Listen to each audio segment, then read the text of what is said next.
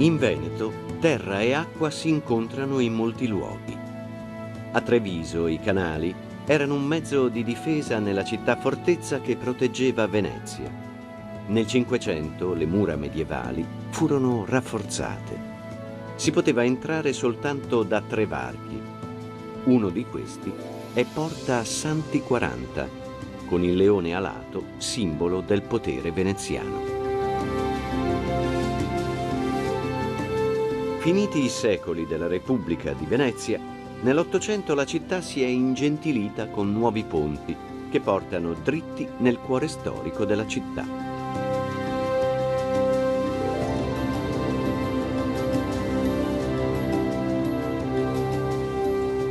Nel nucleo medievale, in Piazza dei Signori, viveva il Podestà. Oggi il palazzo e la torre civica hanno il volto ottocentesco dei rifacimenti.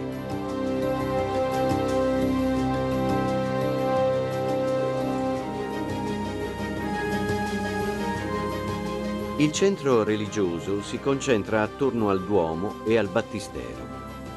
L'antica cattedrale sorse quasi 1000 anni fa al posto di un tempio paleocristiano. Nella pietra del Duomo scorrono i secoli, con le absidi del 4 e 500 e le cupole settecentesche.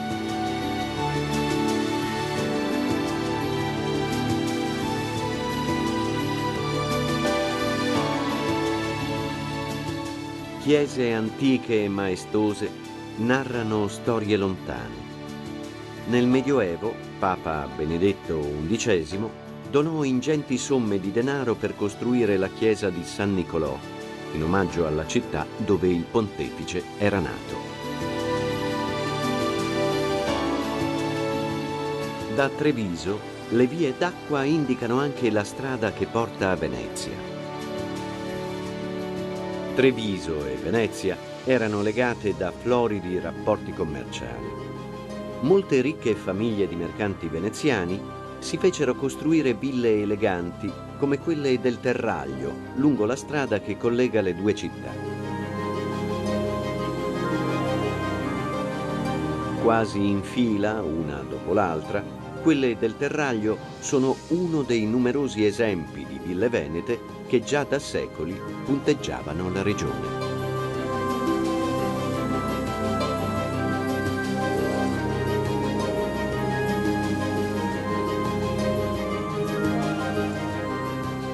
L'arrivo alla laguna di Venezia racconta di antiche città scomparse per l'innalzamento del livello del mare. È la storia di Torcello, che sembra galleggiare sull'acqua salmastra.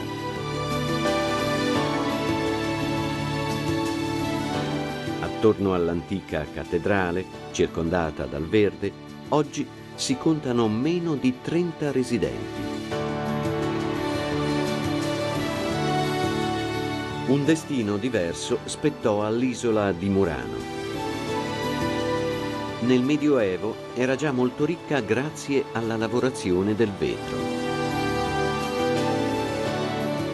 L'arte dell'incisione, diciamo, a ruota è un'antichissima arte che c'è qui a Murano. Siamo rimasti in pochi e io dovrei essere il più giovane che fa l'incisore qui a Murano. Continua a esserci qualcuno, però un po' alla volta, diciamo, le vecchie scuole si sono estinte. Le fonderie dei vetrai si concentravano a Murano per salvare Venezia dai numerosi incendi. Lì si trasferì anche il lavoro degli incisori. Consiste nell'incidere il vetro attraverso l'utilizzo di varie mole, di vari materiali, vedi polvere di diamante o polvere di pietra, amalgamate tra loro. Per proteggere i segreti di quest'arte, le leggi veneziane impedivano ai vetrai di lasciare l'isola senza autorizzazione.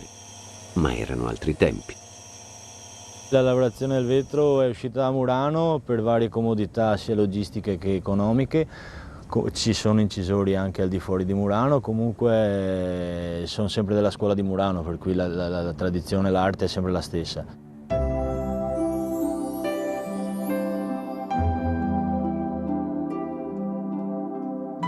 Il vetro è al centro dell'artigianato di Murano, quanto il merletto nell'isola di Burano. Ma qui In questo fazzoletto di terra ricoperto dai colori accesi delle case, ciò che più colpisce è l'atmosfera popolare che avvolge l'isola. Per ogni famiglia un colore, un simbolo o forse un segno per i pescatori che al loro ritorno distinguevano già da lontano la loro casa.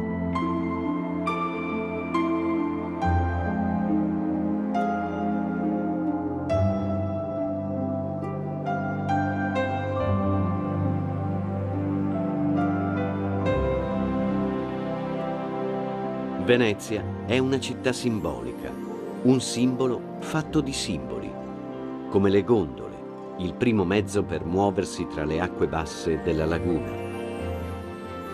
Venezia è una conquistatrice, da sempre ha fatto i conti con l'acqua. La laguna la protegge e al contempo ne minaccia l'esistenza. La rende romantica e unica, un concentrato di bellezza e di emozioni. Venezia è un artificio, come i volti artificiali delle maschere del suo carnevale. È un artificio, perché sotto l'acqua si nasconde una distesa sterminata e invisibile di pali di legno piantati nel fango e diventati simili alla pietra. Venezia è uno spazio dai confini definiti, dove pubblico e privato si confondono, dove i muri delle case sono così vicini che per nascondersi bisogna indossare una maschera. La baut è una delle maschere più conosciute del Settecento veneziano. Era una maschera particolare perché la si poteva usare tutto l'anno, da uomini, da donne, da ricchi e da poveri, e copriva completamente il volto e l'identità della persona.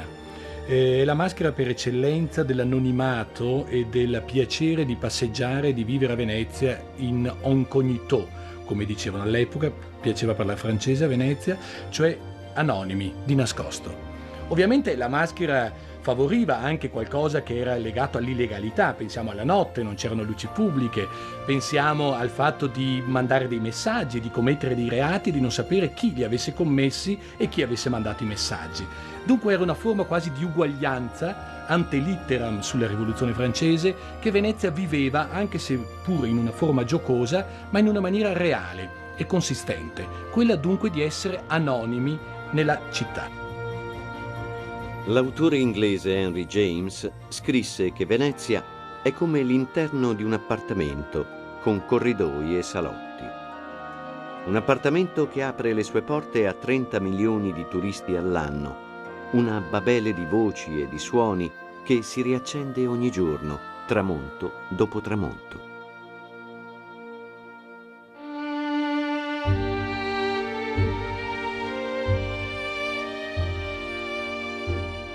Se la città dovesse ringraziare qualcuno per la sua crescita sull'acqua, dovrebbe iniziare dalle invasioni barbariche che 1500 anni fa obbligarono i veneti della terraferma a rifugiarsi sulle isole della laguna.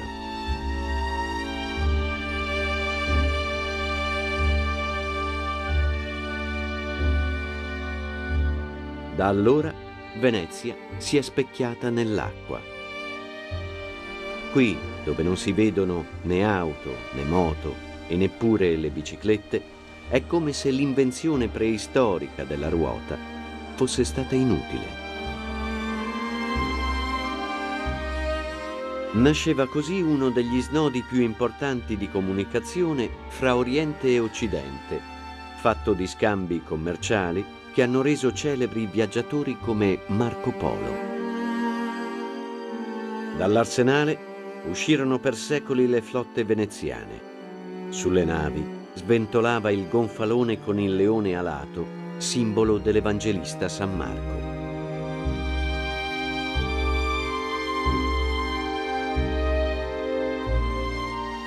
Le spoglie del santo si trovavano ad Alessandria d'Egitto, ma la tradizione racconta che nel IX secolo alcuni veneziani le rubarono e fecero di San Marco il nuovo patrono della città.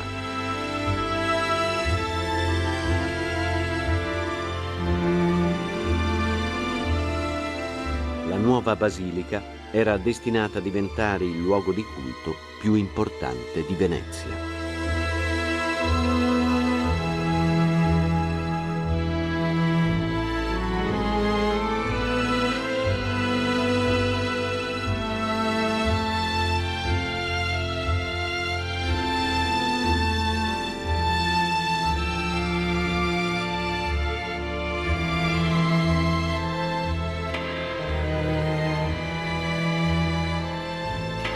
La torre dell'orologio, sormontata dalla campana dei Mori, fronteggia quello che i veneziani chiamano il padrone di casa, il campanile di San Marco, che domina la città e la laguna a quasi 100 metri da terra. San Marco dà il nome anche all'unica vera piazza della città. Quelle che chiameremmo piazze o piazzette sono campi e campielli, e le zone principali della città non sono quartieri, ma sestieri.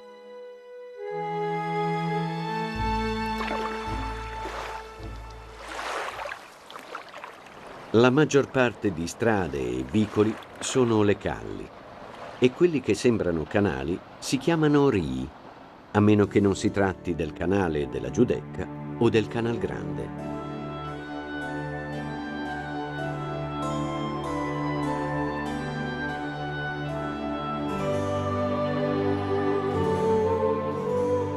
Il Canal Grande attraversa sinuoso la città per 4 chilometri.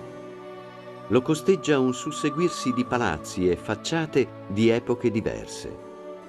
Alcuni edifici si sono trasformati in chiave turistica, diventando luoghi privilegiati della cultura, come Palazzo Grassi, sede di grandi mostre temporanee. Anche fuori dai percorsi più battuti, osservare Venezia è un po' come stare a teatro, in un labirinto dove sembra che tutto possa accadere. In fondo è qui che Otello impazzì di gelosia nel dramma di Shakespeare.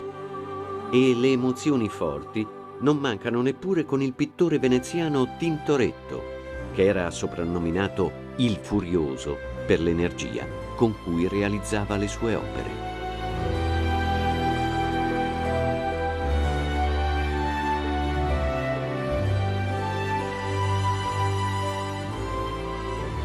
Motoscafi a parte, Venezia assomiglia ancora ai dipinti di un altro veneziano, il Canaletto.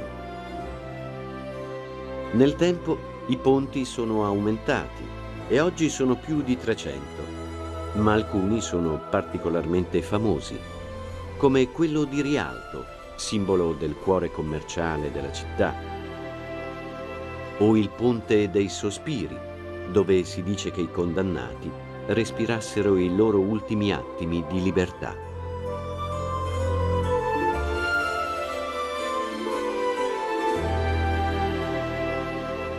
E poi ci sono gli innumerevoli luoghi di culto che raccontano la convivenza di culture diverse. La storia delle isole è spesso legata alla nascita di una chiesa, come quella di San Giorgio. La vicina San Lazzaro diventò nel Settecento un importante centro di cultura armena. Quella di San Servolo è l'antica sede di un monastero benedettino. A quell'epoca il Lido aveva tutt'altro aspetto.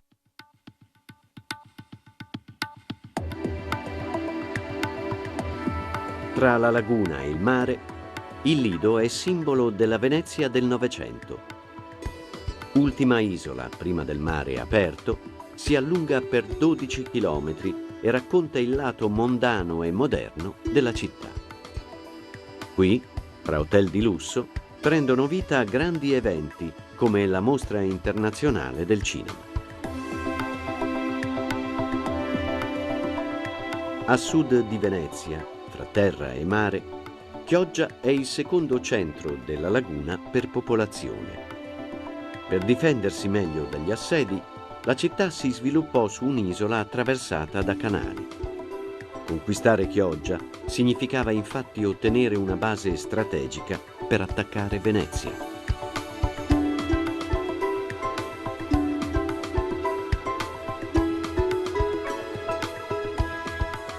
L'acqua è sempre stata un elemento di difesa per la laguna, ma anche una minaccia per la sua sopravvivenza. Per contrastare alluvioni ed esondazioni dei fiumi che sfociano nella laguna, come l'Adige e il Brenta, Venezia lavorò fin dal Medioevo realizzando canali artificiali.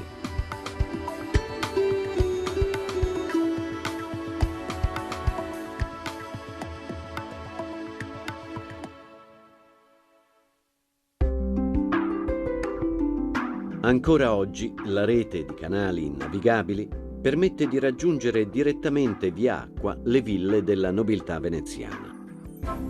Opera dell'architetto Andrea Palladio, Villa Foscari è detta anche la Malcontenta. Si narra che una nobildonna visse qui contro la sua volontà.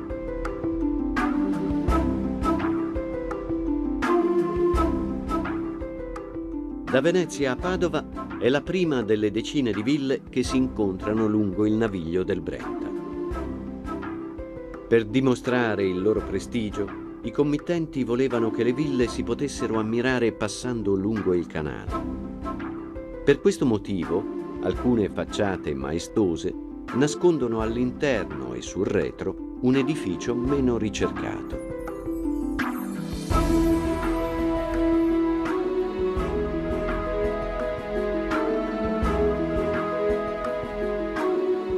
Sono almeno 50 le ville maggiori che sfilano lungo le due sponde della riviera del Brenta. Il percorso del naviglio alterna le campagne a paesi come Mira, Dolo, Stra e Fiesso d'Arpico. A Stra si trova una delle residenze più celebri del Brenta. A differenza di altre ville venete, ha l'aspetto di una reggia. In effetti il suo proprietario era Albise Pisani, 114° doge della Repubblica di Venezia. Nel parco il labirinto è uno dei meglio conservati d'Europa. L'intero progetto della villa era così grandioso che i committenti non riuscirono neppure a vederla finita. Poco oltre la villa, il corso del naviglio incrocia quello del fiume Brenta. La città è ormai vicina. Diversi secoli prima che le ville punteggiassero il territorio, Padova era già una città importante per cultura e storia. Merito di un gruppo di docenti e studenti di Bologna, che nel 200 avevano fondato a Padova un nuovo ateneo, trasformandola in uno dei più grandi centri della cultura europea, con artisti di grande fama come Giotto, Donatello e Mantegna. La Cappella degli Scrovegni è il capolavoro più celebre e importante dell'arte medievale. Giotto decorò l'interno con un ciclo di affreschi straordinario. Le sue opere furono una vera novità per quell'epoca, non tanto per i temi tratti dalla Bibbia, ma per la tecnica che rendeva le immagini eccezionalmente reali. Sono i primi esperimenti di ricerca della prospettiva che Giotto realizzò in anticipo di 100 anni rispetto al Rinascimento.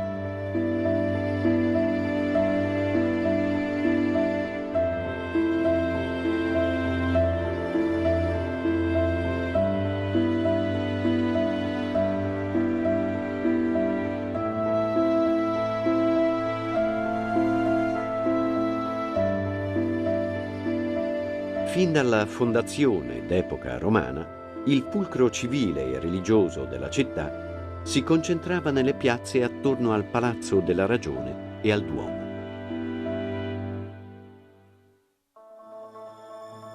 Dopo l'età comunale, a Padova governò la signoria dei Carraresi, che in Piazza dei Signori aveva la reggia.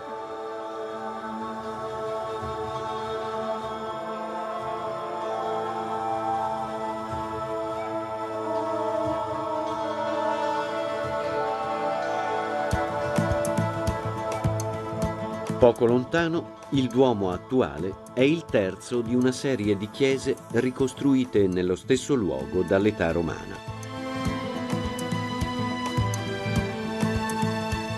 Tra i motivi, il disastroso terremoto del 1117, che distrusse anche l'antica basilica di Santa Giustina.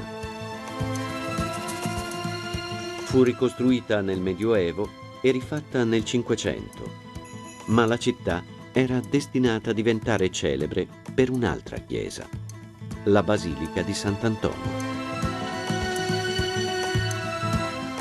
Si potrebbe dire che Sant'Antonio diventò patrono di Padova per una serie di coincidenze. Il frate francescano era nato in Portogallo e quando morì, nel 1231, si trovava a Padova, dopo aver viaggiato tutta la vita per predicare tra la gente. Soltanto un anno dopo la sua morte, il frate fu proclamato santo e per custodire le sue spoglie si costruì la grande basilica. Al valore delle reliquie e della tomba del santo si affianca la rilevanza artistica delle cappelle.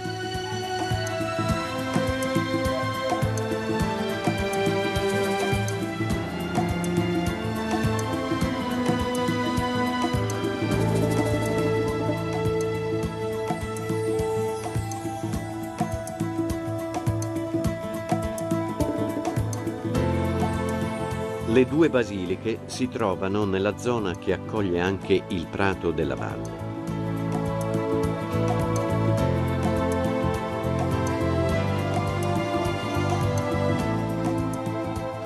Progettata alla fine del Settecento, è una delle piazze più grandiose mai realizzate, un'ellisse di quasi 90.000 metri quadrati.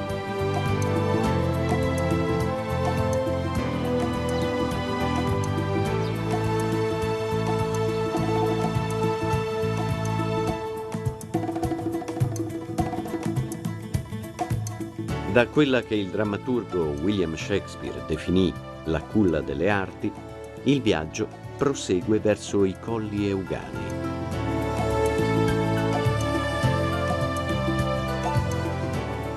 Le sorgenti termali della zona hanno favorito la nascita di residenze nobiliari, come quella costruita nel Seicento per la famiglia Selvatico.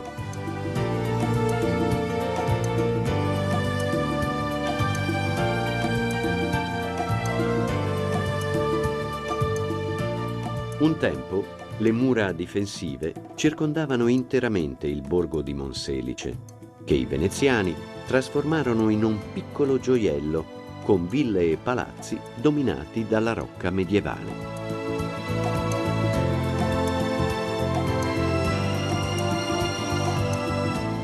E a proposito di famiglie importanti, la vicina cittadina di Este diede il nome alla casata che qui si era stabilita nel Medioevo, prima di diventare la ricca e celebre signoria estense di Ferrara.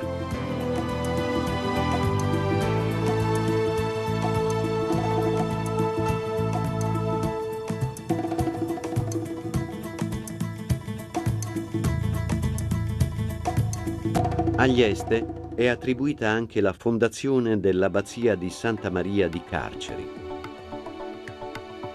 Alla fine del Seicento, Papa Alessandro VIII mise i terreni all'asta per finanziare le guerre della Repubblica di Venezia e per secoli l'edificio fu usato come azienda agricola.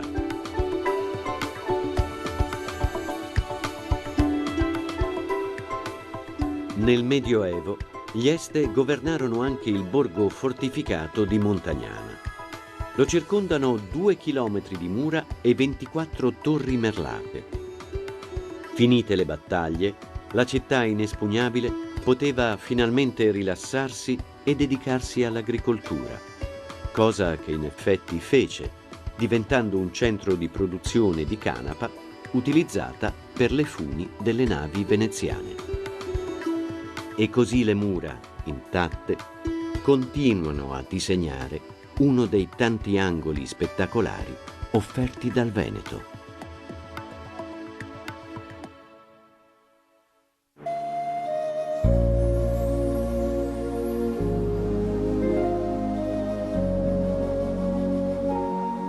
I romani lo chiamavano Benaco, ma oggi il lago più esteso d'Italia è famoso in tutto il mondo con il nome di Garda.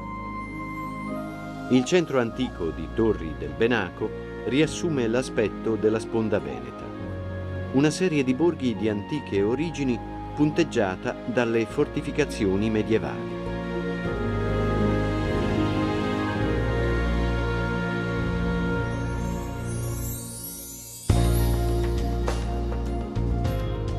Secoli prima del boom turistico internazionale, queste zone immerse nella natura erano una meta privilegiata dell'ozio letterario e della vita in villa.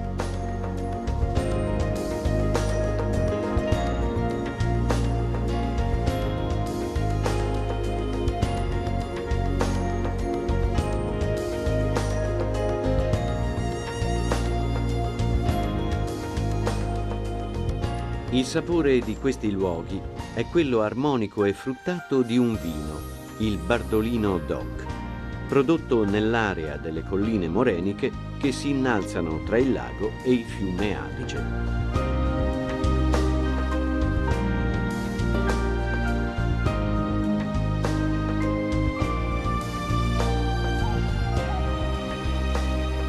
Più che per il vino, la vicina località di Lazzise divenne famosa nel Medioevo per essere il primo libero comune del lago. Seguirono il governo degli Scaligeri e nel Cinquecento della Repubblica di Venezia, che scelse Lazzise come dogana commerciale.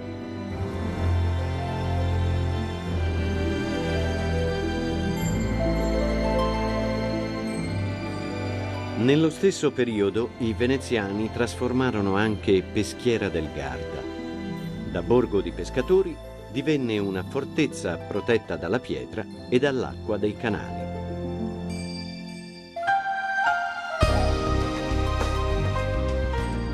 Durante la dominazione austriaca nell'Ottocento, Peschiera divenne uno dei 4 baluardi che difendevano la valle dell'Adige. Gli altri 3 vertici del quadrilatero erano Mantova, Legnago e Verona, la prossima meta del viaggio. Gli austriaci costruirono anche la rocca di Rivoli Veronese, ma i 17 cannoni non bastarono a fermare Napoleone, che celebrò la vittoria dando a una via di Parigi il nome di Rue de Rivoli.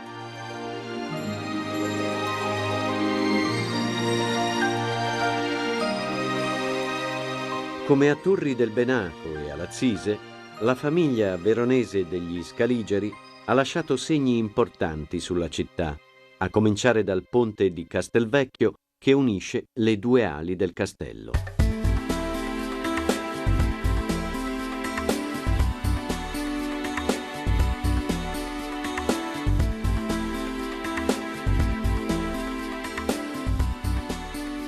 Verona è da secoli una città protetta da chilometri di mura che i governanti hanno reso via via più lunghe e resistenti.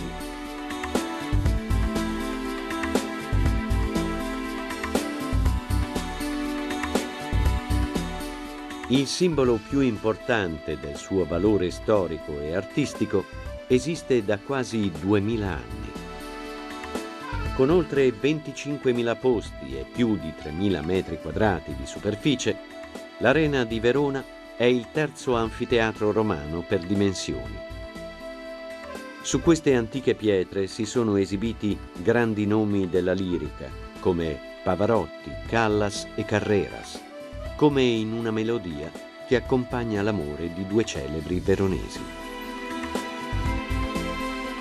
Il Club di Giulietta nasce da un cenacolo di amici moltissimi anni fa, letterati, poeti, musicisti, gente di cultura, ma anche amici semplicissimi che si occupano del mito di Romeo e Giulietta. Giulietta riceve più di 5.000 lettere ogni anno e arrivano da tutto il mondo. Sono scritte in tutte le lingue, raccontano varie storie ovviamente d'amore, amori felici, ma soprattutto amori infelici, storie tristi.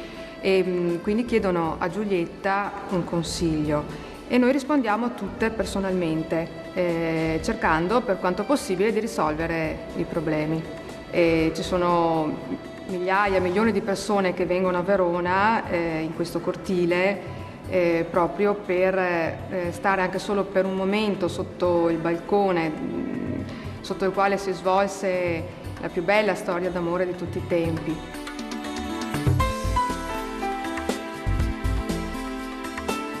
Chi viene a Verona sull'onda della passione narrata dal drammaturgo inglese William Shakespeare si accorge presto che la città è molto più del mito di Romeo e Giulietta.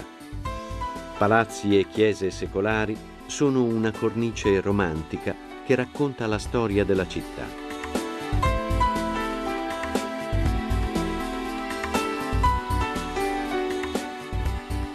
Il suo passato più lontano si legge anche nella pietra degli scavi archeologici, dove i resti dei mosaici parlano di antiche residenze romane. Luci e ombre di un passato che risuona passeggiando nel centro storico, tra palazzi eleganti che gareggiano con le tante chiese, come se volessero attirare su di sé l'attenzione delle migliaia di turisti.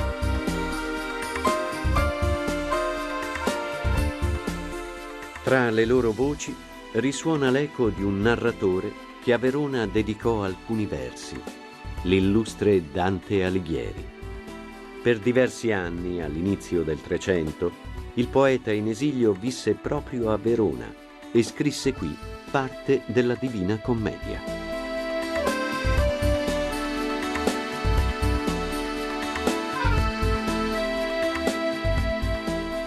A quell'epoca, tra torri e campanili, quello del Duomo dominava già la città.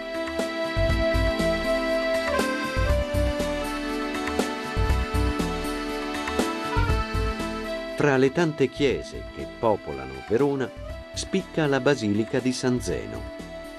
Risale a quasi 1000 anni fa ed è rimasta per secoli il maggiore centro religioso e spirituale cittadino.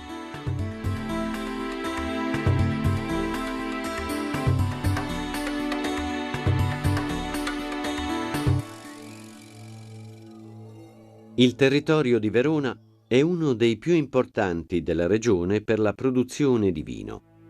Oltre a quella del Bardolino, vicino al Garda, si contano altre 7 zone DOC.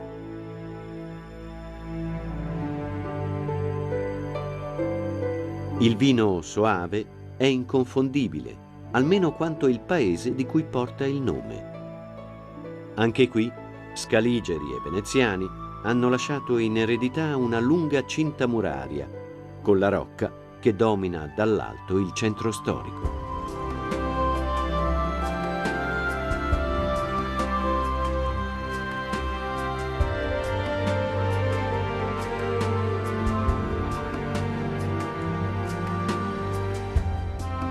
Soave è anche un buon aggettivo per descrivere la dolcezza del paesaggio circostante, con le linee ondulate dei monti iberici che disegnano la cornice di borghi e vigneti, di chiese e fortezze. Come il castello Grimani Sorlini a Montegalda. L'antica fortificazione fu eretta dai Longobardi più di 1000 anni fa e, finite le battaglie, nel Settecento divenne una villa residenziale. In fondo, uno dei patrimoni del Veneto sta proprio nella quantità e nella bellezza delle sue ville, sparse in gran parte della regione. Il grande architetto del Cinquecento, Andrea Palladio, progettò decine di residenze, palazzi e monumenti. La famiglia Pojana gli commissionò quella che era destinata a diventare un esempio emblematico del suo classicismo.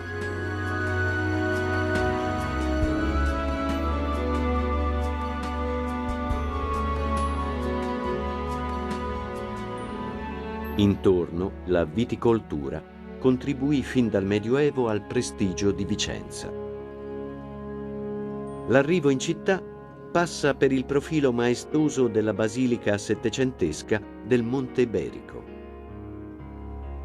Ai suoi piedi si stende Vicenza, con la sua storia fatta di crescita economica e iniziata quasi 2000 anni fa con la fondazione romana.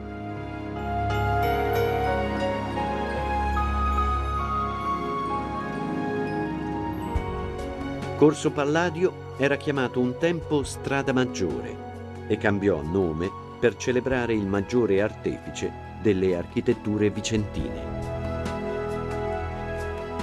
Andrea Palladio ha lasciato a Vicenza una preziosa eredità fatta di palazzi, edifici e chiese del Cinquecento che portano il marchio riconoscibile del suo stile.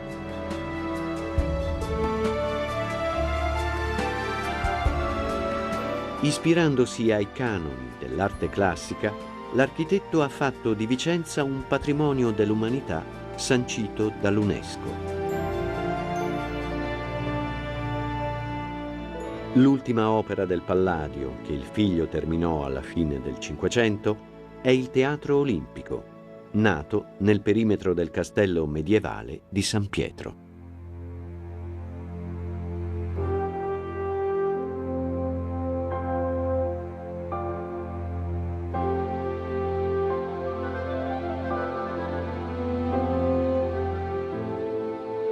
Il tempo è scandito dalla torre Bissara, che domina la Piazza dei Signori. Con i suoi 82 metri è ancora oggi uno degli edifici più alti della città.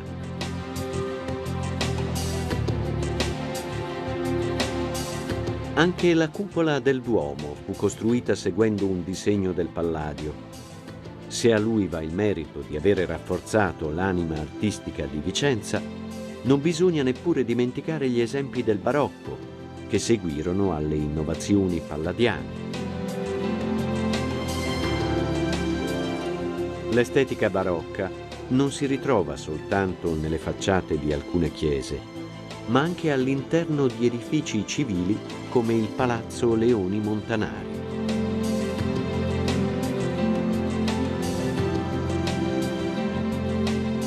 Qui le pareti decorate da stucchi sono oggi lo sfondo di importanti collezioni d'arte.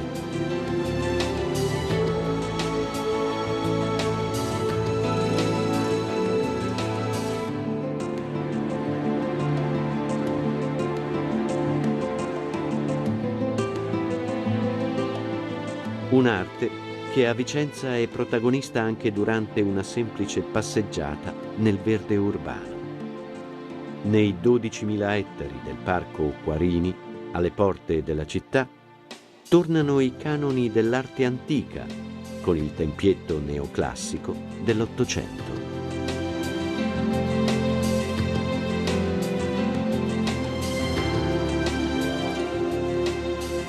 Intorno a Vicenza merita un ultimo sguardo un altro gruppo di ville che raccontano il segreto del successo di Andrea Palladio.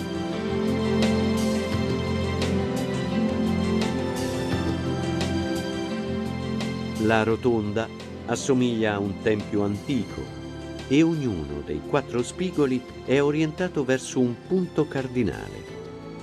Qui prende vita un'idea astratta di armonia e perfezione.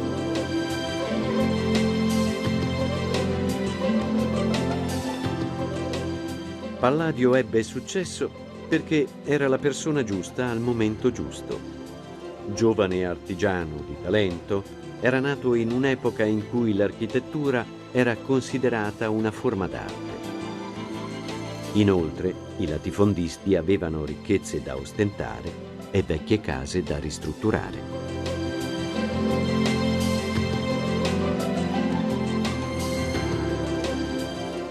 La prima opera certa è Villa Godi Malinverni. Palladio aveva 29 anni e progettò un edificio simmetrico e rigoroso. Dietro l'aspetto austero dell'esterno si nascondono stanze ricche di ornamenti realizzati da altri artisti di diverse scuole pittoriche.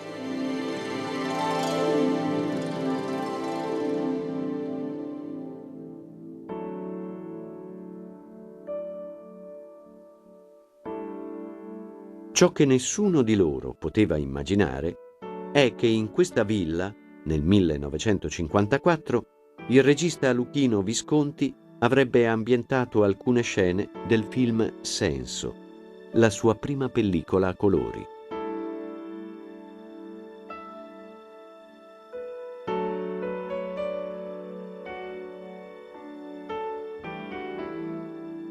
Poco distante, Villa Piovene si innalza scenografica in cima a una scalinata. Lo stile è palladiano, ma non tutti gli studiosi attribuiscono a Palladio il progetto. Quel che è certo è che 3 secoli più tardi l'architetto neoclassico Antonio Piovene progettò il giardino a terrazze.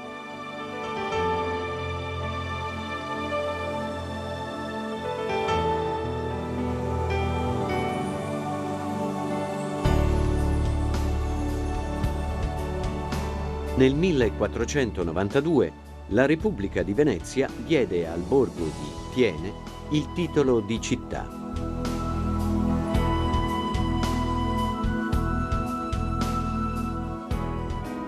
In quell'epoca la costruzione del castello era ormai conclusa. Il nuovo palazzo non era più una fortezza, ma una villa nobiliare, anche se molti lo chiamano ancora oggi castello. Le decorazioni delle scuderie sono un segno della sua eleganza.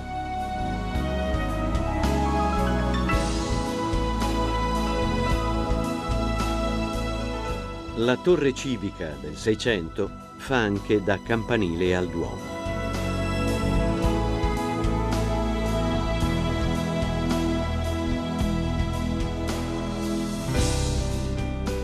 La chiesa della Natività, detta Chiesetta Rossa, è un piccolo ma prezioso gioiello di stile gotico.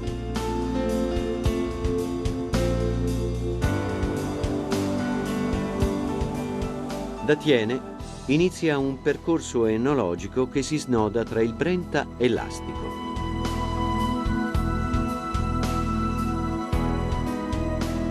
Il paesaggio intorno a Breganze si stende ai piedi del secondo campanile del Veneto per altezza dopo quello di San Marco. Di qui passa anche la strada del vino torcolato e di altri 12 dock. Il verde delle campagne, tra colline e pianure, annuncia l'arrivo a Marostica, la città delle ciliegie e delle mura.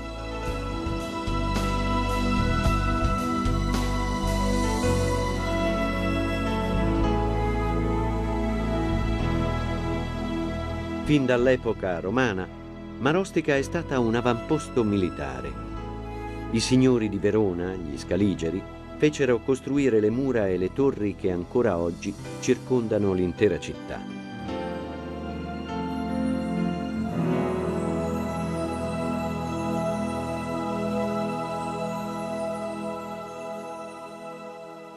Ben 2 fortezze si fronteggiano alle estremità del borgo. La piazza principale riproduce una scacchiera, dove le persone in costume sostituiscono i pezzi del gioco.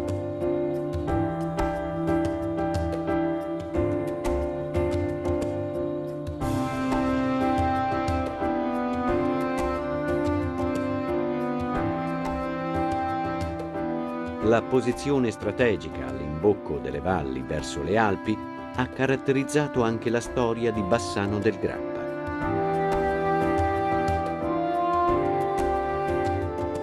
L'antico centro rurale Fundus Bassianus è cresciuto lungo il fiume Brenta con l'energia dell'acqua, che ha mosso i mulini e alimentato le segherie, i magli e i filatori.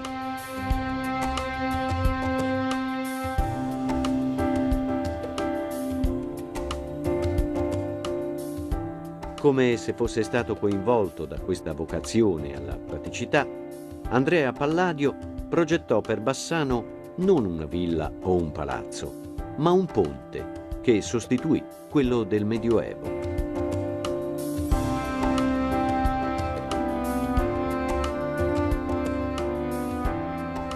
Più di ogni altro angolo del centro storico, che pure conserva tracce di un lungo passato, il ponte di Bassano è un simbolo dell'identità cittadina. Al ponte è dedicata anche una canzone del Corpo degli Alpini che prese parte alla Prima Guerra Mondiale.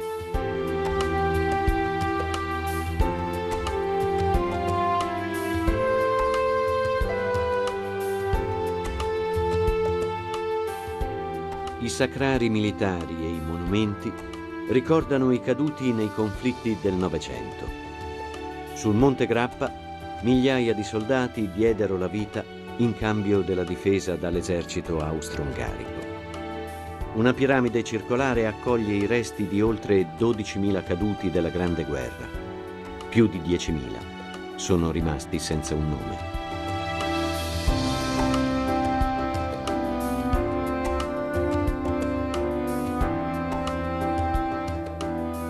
Nei sentieri calpestati dai partigiani della Resistenza, la storia e la natura si incontrano. I rilievi del Monte Grappa segnano l'inizio della scoperta di un Veneto sempre meno pianeggiante. Le zone collinari e montuose coprono quasi la metà della superficie della regione e si spingono in alto fino al confine con l'Austria.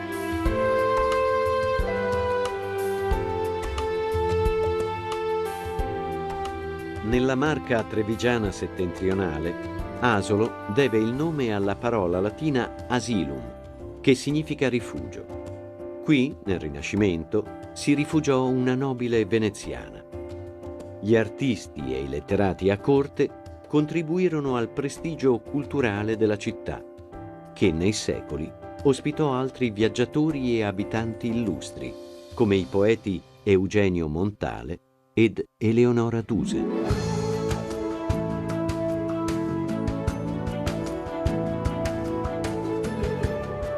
La Rocca sembra proteggere anche il patrimonio culturale di Asolo. Le sue tradizioni restano vive in quella che il poeta Giosuè Carducci definì la città dai 100 orizzonti.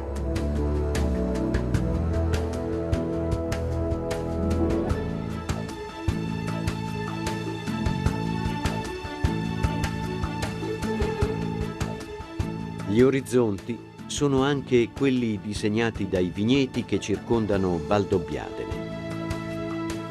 Ancora una volta, località e vino hanno in comune il nome, con il tocco frizzante del Prosecco, che in questo territorio si produce almeno dall'Ottocento.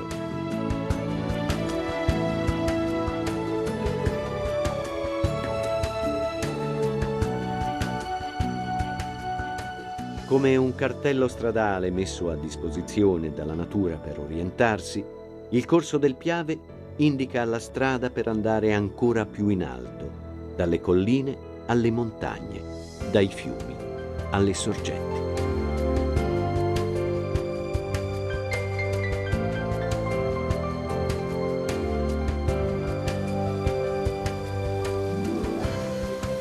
I numerosi corsi d'acqua del Parco delle Dolomiti Bellunesi scorrono in un complesso reticolo di valli e profonde gole immerse nella natura incontaminata. Unico parco nazionale del Veneto, si estende per più di 30.000 ettari e accoglie una preziosa varietà di specie animali e vegetali. Intorno si innalza lo spettacolo delle rocce aspre e quasi inaccessibili.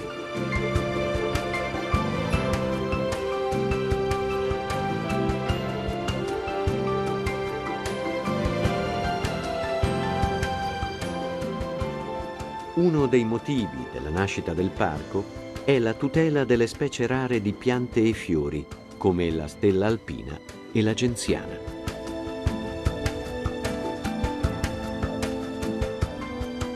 In alcuni punti le Dolomiti Bellunesi superano i 2500 metri.